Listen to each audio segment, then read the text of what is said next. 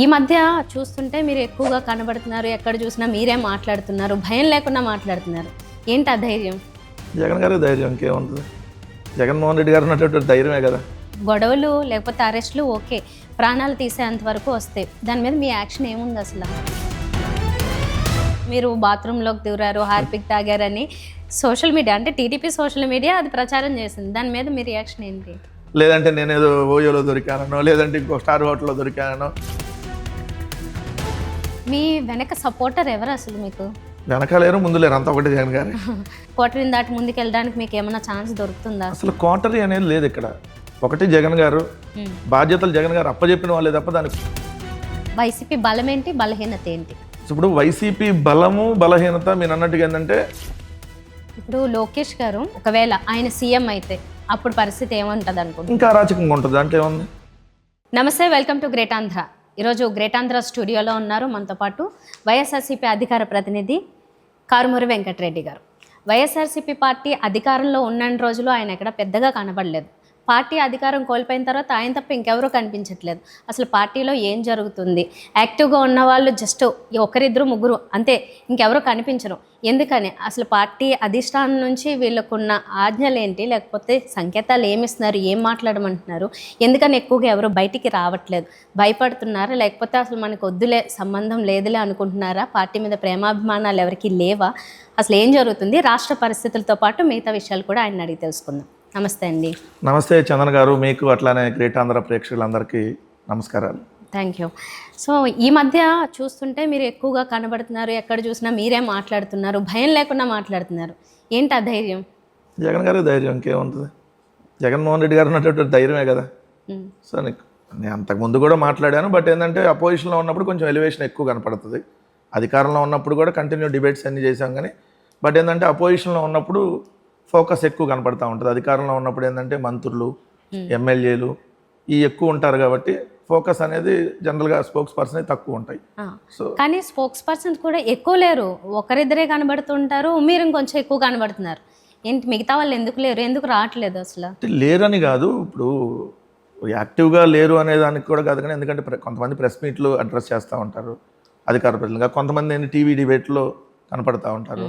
నేను press conference అవ్వచ్చు, TV డిబేట్లు అవ్వచ్చు, అది కాకుండా రెగ్యులర్గా నేను వీడియోస్ కావచ్చు చేస్తున్నాను. అంటే లేరు అనే అంటాం కాదు కానీ, అందరికంటే కొంచెం ఎక్కువ నేను కనపడుతూ ఉంటుంటాను. సో అందుకని మీకు అలా ఫోకస్ ఉంటుంది తప్ప ఉన్నారు. లేకపోతే మీరు అన్నట్టుగా మొన్న 175 నియోజకవర్గాలకు సంబంధించి 1 కోటి మందికి పైగా సంతకాల సేకరణ జరిగిందంటే మరి పార్టీ యాక్టివ్గా ఉండబట్టే కదా. అధికారం కోల్పోయిన తర్వాత ఓ పక్క దాడులు చేస్తూ ఉన్నారు అధికార పార్టీ, ఏదైతే వైఎస్ఆర్ కాంగ్రెస్ పార్టీ మీద దాడులు, ఆఫీసులు తగలబెట్టడం, ఏదైనా ఫ్లెక్స్ కడితేనే కేసు పెడుతున్నటువంటి పరిస్థితి, లేదు ప్లకార్డు పట్టుకుంటే కేసు పెడుతున్నటువంటి పరిస్థితి. వాళ్ళ అధికారంలోకి రాగానే చూస్తే నా మీద అధికారం వాళ్ళు వచ్చింది 4వ తారీఖు జూన్ 4, 2024. 7వ తారీఖు నా మీద కేసు పెట్టారు. 9వ తారీఖు నాకు పోలీసులు వచ్చి నోటీసులు ఇచ్చి వెళ్ళారు ఒంగోలుకు సంబంధించి. అంటే వాళ్ళు చంద్రబాబు నాయుడు ప్రమాణ స్వీకారమే చేయకముందే కేసు పెట్టేశారు.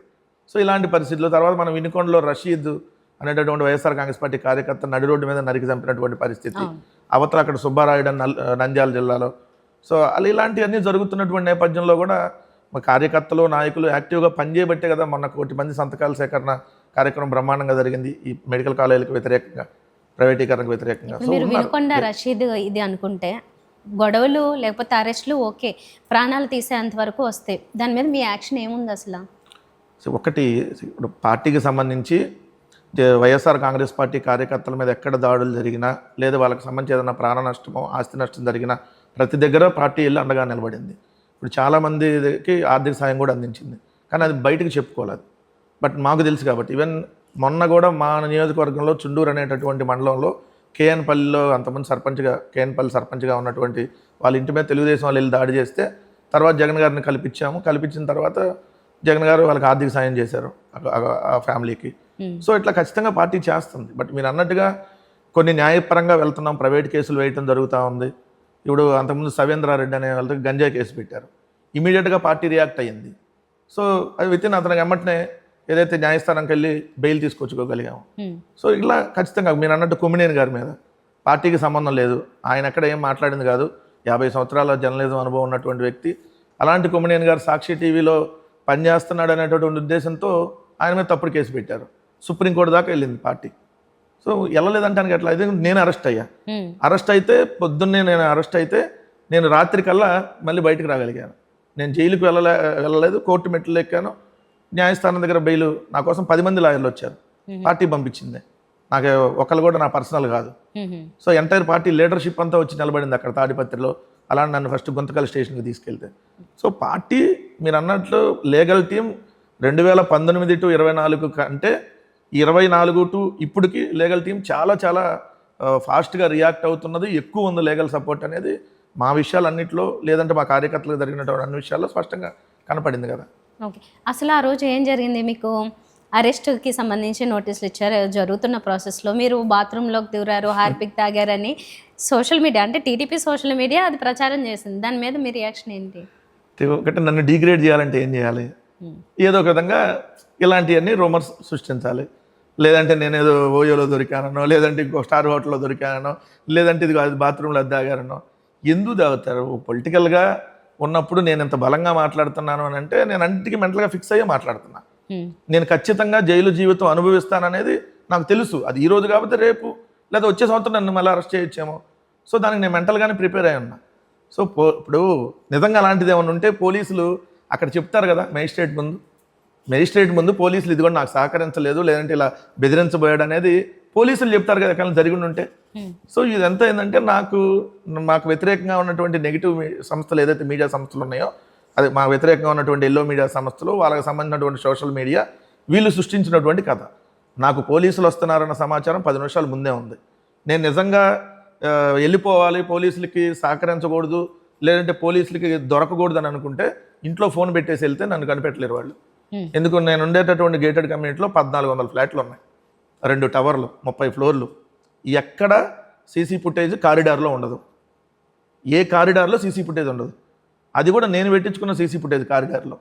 ఓకే. సో నేను నా ఫోను ట్రాక్ చేసుకొని వచ్చారు వాళ్ళు. నేను గేటెడ్ కమ్యూనిటీ, వాళ్ళు అప్రూవల్ అడిగారు ఫస్ట్. నేను ఎవరో జనరల్గా మనం రిజెక్ట్ చేశా. ఒకసారి ఫ్లాట్ నెంబర్ మీరు గెస్ట్ చేయలేదు అప్పుడు? ఫస్ట్ నేను పేపర్లు చదువుతా ఉన్న ఆన్లైన్లో కూర్చొని, సోఫాలో కూర్చొని టీవీ చూస్తే అట్లా పేపర్లు చదువుతా ఆన్లైన్లో ఉండగా మా మిస్సెస్ అప్రూవల్ వచ్చిందండి, ఎవరు నన్ను రమ్మన్నారా అని అడిగింది. మన ఎవరు రమ్మనలేదు, నాకు ఎవరు ఫోన్లు కూడా చేయలేదు కదా అంటే. ఒక్కోసారి ఫ్లాట్ నెంబర్ తప్పు కూడా పడుతుంది, లేదా టవర్ 1 నేను ఉండేది, టవర్ 2 కూడా పడవచ్చు కదా. సరే ఏదన్నా రాంగ్ ఏమో అని చెప్పి దాన్ని రిజెక్ట్ చేసిన తర్వాత మళ్ళీ 10 నిమిషాల తర్వాత మళ్ళీ సేమ్ ఫేస్, సేమ్ అప్రూవల్ మళ్ళీ వచ్చింది. అదే వ్యక్తి, అతను కానిస్టేబుల్ హనుమాన్ నాయక్. సో నేను ఏమంటే ఏం చేశానంటే, ఇదేంటి ఇందాక అప్రూవల్ ఇచ్చారు, ఇప్పుడు అప్రూవల్ అడుగుతున్నారని చెప్పి నేను మళ్ళీ రిజెక్ట్ చేసి ట్రూ కాలర్లో చెక్ చేశాను. చేస్తే బ్రాకెట్లో పీసీ అని వచ్చింది. పీసీ అంటే పోలీస్ కానిస్టేబుల్ అనేది నేను గెస్సింగ్లో ఉన్నా. అని నేను మా కమ్యూనిటీ వాళ్ళకి కూడా ఇన్ఫార్మ్ చేశాను, ఎవరో పోలీసులు వచ్చినట్టున్నారు, సరే వస్తే నాకు అప్రూవల్ వచ్చినాయి, నేను క్యాన్సిల్ చేశాను ఇట్లా అని చెప్పి నేను ఇన్ఫార్మ్ చేయాలి కదా, కమ్యూనిటీ వాళ్ళకి ఇన్ఫార్మ్ చేసి ఈలోపు నేను రెడీ అవుదామని చెప్పి వెళ్ళబోతామంటే నా కారిడార్లోంచి కనపడుతున్నారు, సివిల్ డ్రెస్లో వస్తా ఉన్నారు. ఈలోపు మీరు గెస్ట్ చేయలేదా? వాళ్ళే అయ్యి ఉండొచ్చు, వస్తారు ఎనీ టైం అని అనుకోలేదా? వస్తే రానండి. ఇప్పుడు నేను ఈరోజు మీ స్టూడియోలో ఉన్నా, ఈలోపు ఎవరికి ఫోన్ చేయలేదా మీరు? ఎవరికి నేను ఫోన్ చేయలేదు. ఇప్పుడు నేను మీ స్టూడియోలో ఉన్నా, ఇప్పుడు హైదరాబాద్లో నేను మీ స్టూడియోలో ఇంటర్వ్యూ చేస్తున్నా. కిందకి వెళ్తే నన్ను అరెస్ట్ చేయొచ్చేమో, ఈ దారిలో పట్టుకోవచ్చేమో. సో వాళ్ళు అనుకుంటే నా ఫోన్ ఆన్లోనే ఉంటుంది కాబట్టి వాళ్ళు లొకేషన్ ట్రాక్ చేసుకుని ఎక్కడైనా అరెస్ట్ చేయొచ్చు. సో దానికి మనం పారిపోవాల్సిన పనే ఉంది. సో నీకు పారిపోవాలని అనుకుంటే అసలు రాజకీయాల్లో ఉంటుంది. దీనికి రాజకీయాల్లో ఏదైనా ఫేస్ చేయగలం. మన మీద నెగిటివ్ వచ్చినా, మనం లేదంటే పాజిటివ్ వచ్చినా అన్నింటినీ స్వీకరించాలి. సో వాళ్ళు ఆ రోజు తప్పుడు ప్రచారం నా మీద చేశారు. నేనేం చేశాను, ఆ 2 పత్రికలకి లీగల్ నోటీసులు పంపాను. సో వాళ్ళు ఒకళ్ళు ఈనాడు నుంచి రిప్లై వచ్చింది, అంటే దాంట్లో వచ్చిన అన్నిటికీ మేనేజ్మెంట్కి బాధ్యత ఉండదు, వాళ్ళు ఏదో చూస్తారు అని. బట్ నేను దానికి ముందు మళ్ళీ లీగల్ ఫైట్కి వెళ్తున్నా. సో నేను ఎక్కడా తప్పు చేయలేదు, అందుకని నేను ధైర్యంగా ఎదుర్కోగలుగుతున్నాను. అంటే ఇప్పుడు వరకు మీ వరకు పోలీసులు రాకపోతే మీరు ఎంతన్నా మాట్లాడేటప్పుడు ఆ ధైర్యం వేరేగా ఉంటుంది.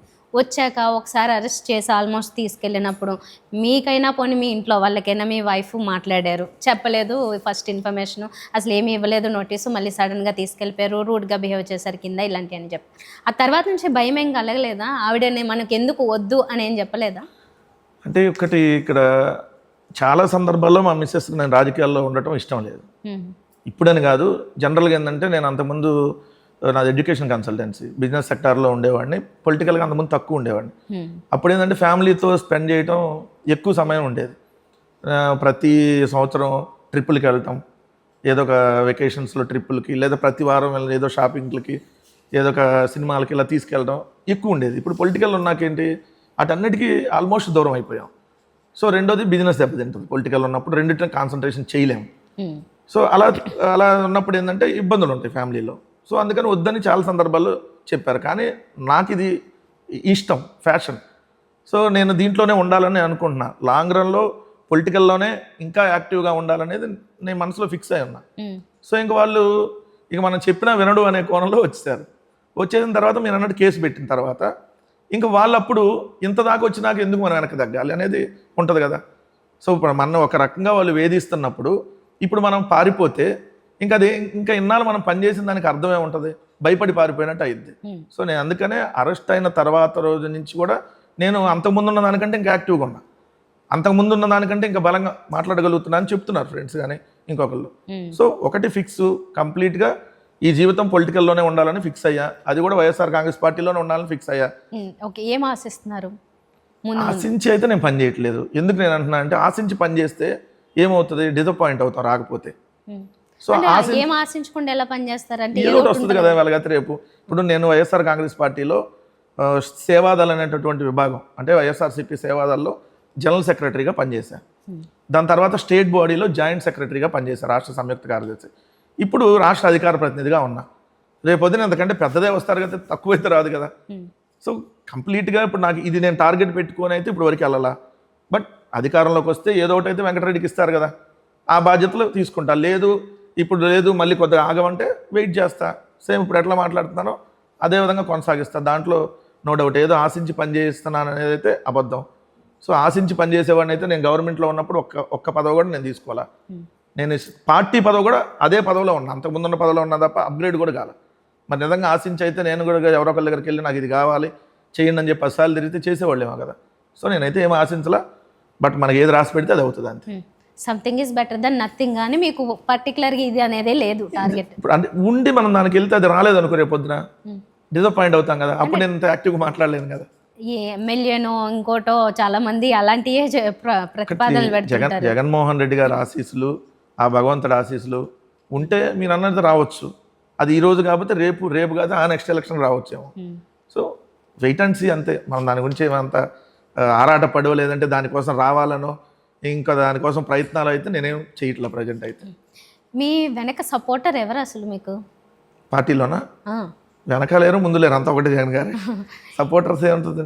ఎవరు లేకుండా మీరే అంటే మీకు ప్యాషన్ కాబట్టి మీరు ఓకే మాట్లాడుతున్నారు. కానీ మీకు ఎవరో ఒకరు ఇది మాట్లాడు ఇది వద్దు ఏదో ఒకటి ఇస్తూ ఉంటారు కదా, గైడెన్స్ ఇచ్చేది ఎవరని? వాళ్ళకి గైడెన్స్ ఇప్పుడు పార్టీకి సంబంధించి మీడియా సెల్ ఉంటుంది. మీడియా సెల్లో పార్టీ లైన్ అనేది వస్తుంది. అంటే ఇప్పుడు సపోజ్ ఒక అంశం నడుస్తుంది అనుకోండి, దీనికి సంబంధించి నిజాలు ఏంటి, సో మనం ఫ్యాక్ట్స్ ఏంటి, వాళ్ళు మన మీద ఏ దుష్ప్రచారం చేస్తున్నారు ఒక లైన్ ఉంటుంది. సో అంతవరకే, మిగిలినంత నా ఓన్. సో నేనే ప్రిపేర్ అవుతా, నేనే చేసుకుంటా. సో పేపర్లు చదువుతా, లేదంటే గూగుల్లోకి ఎతికి పాత ఇన్ఫర్మేషన్ సేకరిస్తా.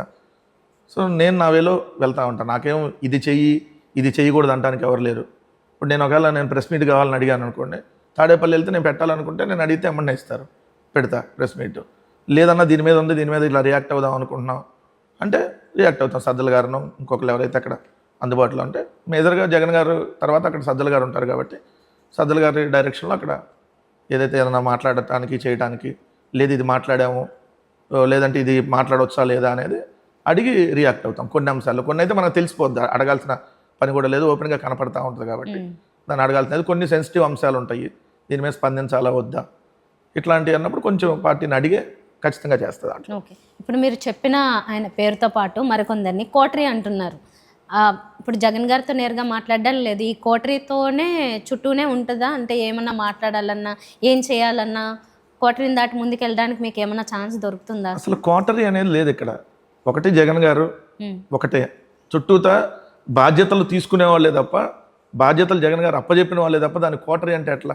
అంటే ఆపోజిట్ పార్టీ అంటే ఓకే, కానీ సొంత పార్టీలోనే అంటున్నారు కదా. ఇప్పుడు ఒక ఆయన వెళ్ళిపోయాడు, ఆయనే కోటరీ అని అంతకుముందు చాలా మంది రాశారు. మరి ఏదైతే మీ నాన్న విజయసాయి రెడ్డి కదా, అంటే పేరు చెప్పడానికి నాకేం భయం లేదు కానీ, సో మీ నాన్న విజయసాయి రెడ్డి గారే నెంబర్ 2గా ఉన్నాడు, అక్కడే కోటరీగా ఉన్నాడని చాలామంది మీ నాన్న మీడియా వాళ్ళు వెళ్ళిపోయిన వాళ్ళు కొంతమంది చెప్పినటువంటిది. మళ్ళీ ఆయన ఇంకొకరు కోటరీ అంటే ఎట్లా? సో ఇక్కడ కోటరీలు గేటరీలు ఏం లేవు. జగన్మోహన్ రెడ్డి గారు ఒకటే, జగన్మోహన్ రెడ్డి గారు నేరుగా కలవాలంటే ఏదైతే డైరెక్ట్గా అపాయింట్మెంట్ తీసుకొని కలవచ్చు. కేఎన్ఆర్ గారు అని పిఏ ఉంటారు, లేదంటే ఓఎస్డి కృష్ణమోహన్ రెడ్డి గారు. సో వీళ్ళకి ఫోన్ చేస్తే జగన్ గారు అందుబాటులో ఉన్నప్పుడు అపాయింట్మెంట్ పెడతారు. సామాన్య కార్యకర్తలు కూడా వచ్చి కలుస్తూ ఉన్నారు కదా. వాళ్ళే ఇవ్వట్లేదని కదా కంప్లైంట్ చేసేది చాలా మంది. అసలు రాంగ్ అండి అది. ఎందుకంటే ఇప్పుడు ఎలా ఉంటుంది ఇక్కడ అంటే, వాళ్ళ పర్సన్ ఇప్పుడు కొంతమంది ఏంటంటే కొన్నిసార్లు అన్నోన్ నెంబర్లు ఎత్తారు. ఎందుకు ఎత్తారు? ఆ టైంలో మనం బిజీగా ఉన్న టైంలో మళ్ళీ రిప్లై ఇవ్వలేకపోతాం. సో పిఏ నాకు ఎన్ని వందల కాల్స్ వస్తాయి డైలీ. సో ఖచ్చితంగా అపాయింట్మెంట్ అనేది 2-3 సార్లు ఒకవేళ ఫోన్ ఎత్తకపోతే మెసేజ్ పెడితే తర్వాత చూసుకొనైనా సో ఈ నెక్స్ట్ వీకా ఫిక్స్ చేసి పెడతారు అపాయింట్మెంట్. సో అపాయింట్మెంట్ పెట్టబట్టే కదా సామాన్య కార్యకర్తలు కూడా వచ్చి ఈరోజు కలవగలుగుతున్నారు. మీరు చూస్తే జగన్ గారు తాడేపల్లిలో ఉన్నప్పుడు ఏదైతే జగన్ గారు పబ్లిక్ని కలిసే రోజు మినిమం 300 నుంచి 400-450 మంది కలుస్తారు. ఓ 3 గంటలు 4 గంటల పాటు ఆయన నిలబడి ప్రతి ఒక్కరిని పేరు పెట్టి అడిగి పేరు, నియోజకవర్గం, సో వాళ్ళు ఏమన్నా రిప్రజెంటేషన్ ఇస్తే తీసుకుంటారు. సో అక్కడ సాంబశివారెడ్డి గారికో, లేదంటే మీరన్న లీగల్ అయితేనేమో మనోహర్ రెడ్డి గారికో, మిగిలిన అంశాలు అయితే కేఎన్ఆర్ గారికో, సో అన్నీ చూస్తారు. చూడటం లేదు అనేది రాంగ్. అసలు నేనైతే అధికారంలో ఉన్నప్పుడు కూడా 24-25 సార్లు కలిసి ఉంటాను. సో నేనేమో మరి ఎమ్మెల్యే కాదు, నేనేమి ఏ డైరెక్టరో లేదంటే చైర్మన్ పోస్టులో కూడా లేను కదా. సో పార్టీ పదవిలో ఉండి నేను అన్నిసార్లు కలిశానంటే కలుస్తారు. ఏదంటే బయట ఏదొకటి జగన్మోహన్ రెడ్డి గారి మీద ఏదో ఒకటి ముద్ర వేయాలి అంటే ఏం చేయాలి? జగన్ గారి తర్వాత ఉండే వాళ్ళ మీద వేయాలి ఫస్ట్. అందుకని సజ్జల గారి మీద వేస్తారు, అంతమించి ఏముంటుంది. ఇప్పుడు వైసీపీ పార్టీ అధికారంలో ఉన్న రోజులు జగన్ గారు అసలు ఎందుకని ప్యాలెస్లో ఉంటారు, పరదాల ముఖ్యమంత్రి అని పేరు ఎందుకు తెచ్చుకున్నారు? ఎందుకు అంత సెక్యూరిటీ ఇష్యూ ఆయనకే ఎందుకు? చంద్రబాబు నాయుడు గారు అంతకంటే సీనియర్, ఆయనకి ఆల్రెడీ ప్రమాదం ఒకసారి తప్పించుకుని వచ్చిన వ్యక్తి, మరి ఆయనే భయపడిన వ్యక్తి, ఈయన ఎందుకు అంత భయపడతారు బయటికి రావడానికి? అసలు రాలేదంటే చాలా తప్పండి. ఎందుకంటే జగన్ గారు ప్రతిదీ మనం బటన్ నొక్కాం అని ఏదైతే చెబుతున్నామో ఆ బటన్ నొక్కింది ఎక్కడ? పబ్లిక్లో ఉండే కదా, పబ్లిక్ మీటింగ్ పెట్టే కదా. ఒక కోవిడ్ సమయంలో తప్ప జగన్మోహన్ రెడ్డి గారు ప్రతి సందర్భంలో ప్రతి పథకం ఓపెనింగ్ అన్నీ జరిగింది పబ్లిక్లోనే. పబ్లిక్లో మరి పబ్లిక్ మీటింగ్ జగన్ గారు అడ్రస్ చేస్తున్నప్పుడు మరి పబ్లిక్లో రాలేదంటే ఎట్లా ముఖ్యమంత్రి గారి పర్యటనలు అంటే ఎట్లా ఉంటాయంటే ఏ ముఖ్యమంత్రిదైనా. సో ఆ దారిలో ఇప్పుడు సపోజ్ మనం వెళ్తున్నటువంటి ట్రావెల్ చేసేటటువంటి దారి ఏదైతే ఉంటుందో కారులో వెళ్తారు కదా, ఆ చుట్టుపక్కల మీరు అన్నట్టుగా ఏంటంటే మీరు అన్నప్పుడు పరదాలంటే దాన్ని మనం ఏమంటామంటే గుడ్డ, క్లాత్. ఆ క్లాత్ని కడతారు. ఎందుకంటే ఆ పక్కన డ్రైనేజో ఇంకోటో ఉంటాయి, కనపడనీయకుండా ఉండటం కోసం ఆ క్లాత్ అనేది కడతారు. అది చంద్రబాబు అయినా, కేసీఆర్ గారైనా, లేదంటే ఇక్కడ రేవంత్ రెడ్డి గారైనా ఎవరైనా పర్యటనలు మీరు చెక్ చేసుకోండి. సో దాన్ని పరదాలు అని చెప్పి వీళ్ళు ప్రచారం చేశారు. మీరు తిప్పుకొట్టడంలో ఫెయిల్ అయ్యాం మేము అదే అంటున్నాం కదా. ఎందుకంటే మాకు ఉన్నటువంటి మీడియా ఒకటే ఛానల్, ఒకటే పేపరు. వాళ్ళేమో నా 2 పేపర్లను పెట్టుకున్నారు, 10 ఛానళ్ళు, విపరీతమైనటువంటి యూట్యూబ్ ఛానల్ని క్రియేట్ చేసి మా మీద దుష్ప్రచారం చేశారు. ఇప్పటికీ కూడా మీరు వాళ్ళకి ఎక్కువ ఉంది, మీడియా ఎక్కువ ఉంది అని చెప్పేదానికంటే పెంచుకోవడానికి ఎందుకు ప్రయత్నం చేయట్లేదు? చెయ్యాలి మీరు అన్నట్టుగా. మాకు కూడా అదే ఆలోచన. ఇంకెప్పుడు ఇంకా 3 ఏళ్ళు ఇప్పుడు డిజిటల్ ప్లాట్ఫామ్ని పెంచుకోవాలనేది ఆలోచన. ఎందుకంటే ఇప్పుడు శాటిలైట్ కంటే డిజిటల్ ప్లాట్ఫామ్ చాలా ఎక్కువ ప్రజల్లోకి వెళ్తుంది, రీచ్ కూడా ఎక్కువ ఉంటుంది కదా. సో ఇప్పుడు అంతా సోషల్ మీడియా, ఫేస్బుక్ అవ్వచ్చు, మీరు అన్న ఇన్స్టానో, లేదంటే ఎక్స్, లేదంటే మీరు అన్నట్టు యూట్యూబ్, ఇవన్నీ ప్రజల్లోకి వెళ్తున్నాయి కాబట్టి ఎక్కువ డిజిటల్ ప్లాట్ఫామ్ని ఎక్స్టెండ్ చేయాలనే ఆలోచనతో ఉన్నారు, చేస్తున్నారు ఇప్పుడు కొంచెం. సో శాటిలైట్ అయితే ఇంకా పెంచలేం కాబట్టి సో డిజిటల్ ప్లాట్ఫామ్గా వెళ్తున్నాం. ఎందుకంటే అద్భుతంగా మా సోషల్ మీడియా పనిచేస్తుంది కదా ఇండివిజువల్గా. మా సోషల్ మీడియా ఈరోజు మీరు చూడండి, హెరిటేజ్కి ఇందాపూర్కి ఉన్న బంధాన్ని తెచ్చింది మా సోషల్ మీడియానే. అది లేటుగానే లేటుగా తెచ్చి ఉండొచ్చు, బట్ తీసుకొని వచ్చారు కదా. అప్పుడు వచ్చిన తర్వాత కదా వాళ్ళు డౌన్ అయింది. సో సోషల్ మీడియా చాలా వేగంగా పనిచేస్తుంది. సో అదే మా బలం మెయిన్. అదే ఈ విషయమే నేను అడుగుదాం అనుకున్నా. ఎప్పుడైనా ఏదైనా వాళ్ళు ఆరోపణ చేసిన తర్వాత కొన్ని రోజులు మీరు బాగా ఫేస్ చేసి దాన్ని ఎదుర్కోవడానికి కొంచెం టైం బట్టి, ఎందుకంటే అసలు రీసెర్చ్ చేసేవాళ్ళు ఆ టీము ఎవరు లేరా? ఎక్కడా లేరా అసలు? రీసెర్చ్ చేసేవాళ్ళు లేరు అనేది కాదు, కానీ ఒక్కొక్క అంశం వచ్చినప్పుడు ఏంటంటే మీకు అన్నట్టుగా కొంచెం లేట్గా దాని మీద స్టడీ ఒకేసారి రాకపోవచ్చు. ఇప్పుడు మీరు వాళ్ళు అంత స్పీడ్ ఉన్నారు, మీరు ఎందుకు మరి అంత స్లో? అంటే బుర్ర జల్లేటప్పుడు స్పీడ్గానే చల్లుతారు, వాళ్ళకేం ఆధారం లేదు కదా. మేము విత్ ఆధారం చూపించాలన్నప్పుడు కొంత లేట్ అవ్వచ్చు. ఇప్పుడు మేము డాక్యుమెంట్ చూపించాలి, వాళ్ళు ఏంటి మా మీద గుడ్డగాల్చి మొహాన్ వేసేస్తారు. వాళ్ళ దగ్గర ఒక్క ఎవిడెన్స్ ఉండదు. 10 లక్షల కోట్ల అప్పు లేదా 14 లక్షల కోట్ల అప్పు అని బురద వేసేస్తారు. మనం డాక్యుమెంట్ చూపించాలి, లేదు ఇది కాదు ఇది అన్నప్పుడు. సో కొంత టైం పట్టవచ్చు. సో దాన్ని లేట్ అయ్యేలోపు వాళ్ళు ఏదో సామెత ఉంటుంది కదా, నిజం చెప్పులు వేసుకునేలోపు అబద్ధం ఊరంతా చుట్టొచ్చింది అన్నట్టుగా వాళ్ళు మేము ఆ నిజం జనాల్లోకి తీసుకెళ్లేలోపు ఈ అబద్ధాన్ని మొత్తం వాళ్ళకున్న ఛానల్తో స్ప్రెడ్ చేస్తూ ఉన్నారు. సో ఇప్పుడు ప్రజలకు అర్థమవుతుంది కదా, ఇప్పుడు మీరు అన్న ల్యాండ్ టైటిలింగ్ యాక్ట్ 30,000 మంది మహిళలు మిస్ అయ్యారని 14 లక్షల కోట్లు అప్పు అయిపోయిందని చెప్పి వీళ్ళైతే ఏదైతే దుష్ప్రచారాలు చేశారో అవన్నీ ఇప్పుడు జనాల్లోకి ఇదన్నీ తప్పు వాళ్ళు చెప్పినాయి అనేది అర్థమవుతుంది కదా. కానీ దానికి మీరు చెల్లించుకున్న మూల్యం 5 ఏళ్ళు కోల్పోవడం, అధికారం కోల్పోవడం. ఓడిపోయిందా చెప్తున్నాను కదా, ఎందుకంటే మేము ఓడిపోవడానికి 2 కారణాలు. ఒకటి ఈవీఎంలు అయి ఉండాలి, లేదంటే 2 మా మీద వాళ్ళు చేసినటువంటి విషపు ప్రచారాన్ని ప్రజలు నమ్మి ఏదైతే వాళ్ళు మేము ఇచ్చిన దానికంటే రెట్టింపుగా మీకు సంక్షేమం ఇస్తామని చెప్పి మోసం చేయటం, ఈ కారణాల వల్ల ఓడిపోయాం అనేది మేము విశ్లేషించుకున్నది. సో ఒకసారి దెబ్బతిన్నాం కదా, సో ఆ దెబ్బతిన్నాక దాంట్లోంచి ఏదైతే ఎందుకు దెబ్బతిన్నాం అనేది ఇప్పుడు రెక్టిఫై చేసుకోగలిగాం, అందుకనే సమర్థవంతంగా తిప్పికొట్టగలుగుతున్నాం ఈరోజు. సరే, ఇప్పుడు ఒక విశ్లేషణ వచ్చిందా, వైసీపీ బలం ఏంటి, బలహీనత ఏంటి? ఇప్పుడు వైసీపీ బలము బలహీనత మీరు అన్నట్టుగా ఏంటంటే నిజాయితీగా ఉండటమే బలం, నిజాయితీగా ఉండటమే బలహీనత. ఎందుకు నిజాయితీగా ఉండటమే బలహీనత అంటున్నాం? ఇప్పుడు జనం ఎక్స్పెక్టేషన్ ఒకటి ఉన్నప్పుడు మనం చేయలేమని ఓపెన్గానే చెప్తున్నాం, అది బలహీనత. అదే బలం కూడా, ఎందుకు నిజాయితీగా నిలబడ్డాడు నాయకుడు. సో అదే ఈరోజు కూడా వైఎస్ఆర్ కాంగ్రెస్ పార్టీ నిలబడతా ఉంది.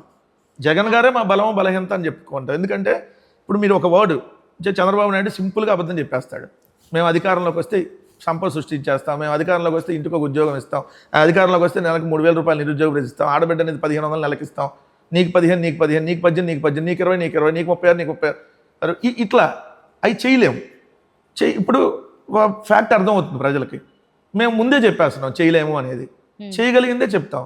అదే మా బలం, అదే మా బలహీనత. అంటే అలా చూస్తే వాళ్ళు మొదట వచ్చినప్పుడు చేస్తామేమో అనుకుని ఇచ్చినది జగన్ గారు కూడా మద్యాన్ని అరికడతామన్నారు. దశలవారి మద్యపాన నిషేధం మేము అన్నది ఆ రోజు. దశలవారి మద్యపాన నిషేధంలో మేము చాలా వరకు తాగే వాళ్ళని కంట్రోల్ చేయగలిగాం. కానీ అది మంచిది. కానీ ఇప్పుడున్న సమాజంలో అవతల ప్రతిపక్ష పార్టీ గారు చంద్రబాబు నాయుడు గారు ప్రతిపక్ష నాయకుడిగా సాయంత్రం అయితే తమ్ముళ్ళు క్వార్టర్ పెగ్గేసుకోవడానికి మీకు ఇబ్బందిగా ఉందా, నేను వస్తే మద్యం 99 రూపాయలకి ఇస్తా. ఈ విధంగా ఎప్పుడు ఒక రాజకీయ నాయకుడు మద్యం కావాలి, మేము మద్యం పోపిస్తామని చెప్పాలా. ఎంత దౌర్భాగ్యం అంటే చంద్రబాబు నాయుడు గారు అది చెప్పారు. సరే, తాగేవాళ్ళు దాన్ని నమ్ముండొచ్చు. మేమేంటి పిల్లలకు చదివిచ్చాం, మేము పిల్లలకు ట్యాబ్లు ఇచ్చాం, ఏదైతే స్కూళ్ళు బాగు చేసాం. ఇక చంద్రబాబు నాయుడు గారు ఏమన్నారు, మేము తాగిపిస్తాం 99 పైసలకు అన్నాడు. సో మరి మేమైతే నిజాయితీగా నిలబడ్డాం కదా ఓడిపోయినా కూడా. సో ఓటమి గెలుపు రకరకాలు. ఇప్పుడు ఎవరైనా జీవితంలో ఓడిపోతారు, గెలుస్తారు. రాజకీయ పార్టీ అన్నాక ప్రతి ఎలక్షన్లో గెలవదు, ప్రతి ఎలక్షన్లో ఓడిపోదు. చంద్రబాబు నాయుడు గారు 2 సార్లు వరుసగా ఎప్పుడు గెలవాల. ఆయన రామారావు గారి దగ్గర నుంచి లాక్కున్నాడు 96లో ముఖ్యమంత్రి, 99లో ఎన్డీఏ వల్ల వచ్చాడు. సో 2004 ఓడిపోయాడు, 2009 ఓడిపోయాడు. సో 14 గెలిచాడు, 19 ఓడిపోయాడు, 24 గెలిచాడు, 29 ఓడిపోతాడు రేపు పొద్దున. సో కానీ విలువలు లేనటువంటి నాయకుడు, లేదంటే చంద్రబాబు నాయుడుకి పచ్చి అబద్ధాలు మోసాలు చెబుతాడు అనేది చిన్నపిల్లడనే చెప్తారు కదా. కానీ జగన్ గారికి ఆ మార్క్ లేదు కదా. జగన్ గారు నేను నిజాయితీగా నిలబడతాడు, చెప్పాడంటే చేస్తాడు. సో అధికారం కోసం అడ్డదారులు తొక్కడు, అధికారం కోసం ఎవడు జెండా మోయడు, అధికారమే పరమావధిగా రాజకీయాలు చేయడు. ఇది ప్రజలకు అర్థమవుతుంది కదా, అదే మా బలం. సో అందుకనే మేము ఈరోజు ధైర్యంగా ఇక్కడ కూర్చొని మాట్లాడగలుగుతుందా. మీరు నన్ను స్టార్టింగ్లో క్వశ్చన్ అడిగారు ఏంటి మీ బలం అని. జగన్ గారు నిజాయితీగా ఉండబట్టి మేము ఈరోజు నిజాయితీగా ఇక్కడ కూర్చొని మాట్లాడగలుగుతున్నాం. ఎవడొస్తే రండి, ఎన్ని పార్టీలు కలిసి వస్తారు రండి, మేము ఫేస్ చేయగలుగుతాం అని చెప్తున్నాం. ఇంతకంటే ఏముంటుంది ఒక నాయకుడి నుంచి. అది నిజంగా మేము చాలా గొప్పగా ఫీల్ అవుతాం. ఇప్పటికీ కూటమేమో మేము ఇంకో 15 ఏళ్ళు కలిసి ఉంటామంటుంది, మీరేమో ఎవరితో కలవరు, మిమ్మల్ని ఎవరు కలుపుకోరు. అటు నుంచి చేసేది ఏంటంటే మిమ్మల్ని ఎవరు కలుపుకోరని, మీరు కలవమని మీరు అంటున్నారు. కానీ అంటే మమ్మల్ని కలుపుకోరని ఎవరన్నారు? మమ్మల్ని అడిగితే మేము వద్దన్నాం. ఇదే 2014 ఎన్నికల్లో భారతీయ జనతా పార్టీ మాతో పొత్తు అడిగింది. ఇదే 2019 ఎన్నికల్లో పొత్తు అడిగింది. 2019లో మేము గెలిచిన తర్వాత మాకు మంత్రి పదవులు ఇస్తా అన్నారు. 2024 ఎన్నికల్లో కూడా మాతో పొత్తు అడిగారు భారతీయ జనతా పార్టీ. ఈవెన్ వాళ్ళతో పొత్తు ఫిక్స్ అయినా కూడా మళ్ళీ జగన్ గారిని పిలిచి ఆ రోజు పార్లమెంట్లో వెళ్ళి జగన్ గారు కలిసి వచ్చారు. నరేంద్ర మోడీ గారు పిలిచారని చెప్పి పొత్తు పెట్టుకుందామంటే జగన్ గారు వద్దన్నారు. సో మేము ఈరోజు సై అంటే ఈ రాష్ట్రంలో అనేక రాజకీయ పార్టీలు కమ్యూనిస్టుల దగ్గర నుంచి మీరన్న బీజేపీ దాకా పొత్తుకు రెడీ అయ్యాయి. కానీ మేము సింగిల్గా వెళ్ళాలనేది మా ఆలోచన. ఎందుకంటే అప్పుడేదో వై నాట్ 175 ఆ ధైర్యం అది. ఒక్కటి ఏంటంటే మేము రాజకీయ పార్టీ పెట్టినప్పటి నుంచి ఒకటే స్టాండ్తో వెళ్తున్నాం. మేము కాంగ్రెస్తోనో బీజేపీతోనో డైరెక్ట్గా ఇండైరెక్ట్గా ఈరోజు మేము పొత్తుల్లో లేము. సో మాకు మా నియోజకవర్గంలో మనం జెండా పట్టుకొని తిరిగేటటువంటి కార్యకర్తలకి అన్యాయం జరగకూడదు, ఇంకొక జెండా మోపించకూడదు అనేది జగన్ గారు ముందు నుంచి అనుకున్నది. సో ఇప్పుడు వరకైతే మేము ఆ టైపే రాజకీయాలు చేసాం. 3 జనరల్ ఎలక్షన్స్లో ఏ రాజకీయ పార్టీతో మేము పొత్తు పెట్టుకోవాలి. బై ఎలక్షన్లు కూడా జరిగినాయి అంతకుముందు. అప్పుడు వరకు ఉన్న సిచ్యువేషన్స్ వేరు, కానీ ఇప్పుడు కూటమి ఏర్పడుతుందని మీరు కూడా అనుకోలేదు కదా. మరి ముగ్గురు ఏకమైన తర్వాత ఒక్కరు వన్ సైడ్ నుంచి రావాలంటే నెక్స్ట్ టైం కూడా అది చాలా టఫే కావచ్చు. అయినా కానీ అలాగే వెళ్తానంటే ఎలాగ, అది మూర్ఖత్వమా? ఒకటి ఏంటంటే మీరు అన్నట్టుగా 2+2+2 ఒకసారి 6 వచ్చాము, కానీ ప్రతిసారి 6 కావు కదా. సో మీరు అన్న 3 రాజకీయ పార్టీలు కలిస్తే ప్రతిసారి విజయం సాధించేస్తారంటే అట్లా ఉండదు కదా. మీరు అన్నట్టు 2019 ఎన్నికల్లో తీసుకున్నాం, మరి జనసేన, బీఎస్పీ, సిపిఐ కలిపి పోటీ చేశారు. పవన్ కళ్యాణ్ ఎమ్మెల్యేనే కాల, మరి ఆ రోజు పవన్ కళ్యాణ్ ఎమ్మెల్యేనే కాల. అట్లంటే 2009 ఎన్నికల్లో ఏదైతే మహాకూటమి, మెగా కూటమి అని ఎదురొస్తే కాంగ్రెస్ సింగిల్గా పోటీ చేసింది. రాజశేఖర రెడ్డి గారు సింగిల్గా వెళ్ళాడు అధిష్టానాన్ని ఒప్పించి. మరి రాజశేఖర రెడ్డి గారు ముఖ్యమంత్రి అయ్యారు కదా మళ్ళీ. సో అన్ని సందర్భాలు ఒకసారిగా పొత్తుల్లో వెళ్ళిన ప్రతిసారి వాళ్ళు గెలుస్తారని అనుకుంటే అది చాలా పొరపాటు. మొన్న అనేక ఫ్యాక్టర్లు వాళ్ళకి ఉపయోగపడ్డాయి. మొన్న పవన్ కళ్యాణ్ ఫ్యాక్టరు, కమ్యూనిటీ, కాపు కమ్యూనిటీ కూడా పవన్ కళ్యాణ్ ఒకసారి చూద్దాము అనేదానికి అవకాశం కల్పించడం కోసం వన్ సైడ్గా చేయటము ఇప్పుడు అర్థమవుతుంది కదా. అదే కాపు సామాజిక వర్గం ఈరోజు పవన్ కళ్యాణ్ ద్వేషిస్తూ ఉన్నారు. మొన్నటిదాకా ఇష్టపడినటువంటి సామాజిక వర్గం, మొన్న ఎన్నికల్లో పవన్ కళ్యాణ్ అంటే కావాలి అనుకున్నటువంటి ఆ సామాజిక వర్గం ఈరోజు పవన్ కళ్యాణ్ని విపరీతంగా ద్వేషిస్తూ ఉన్నారు. ఎందుకు?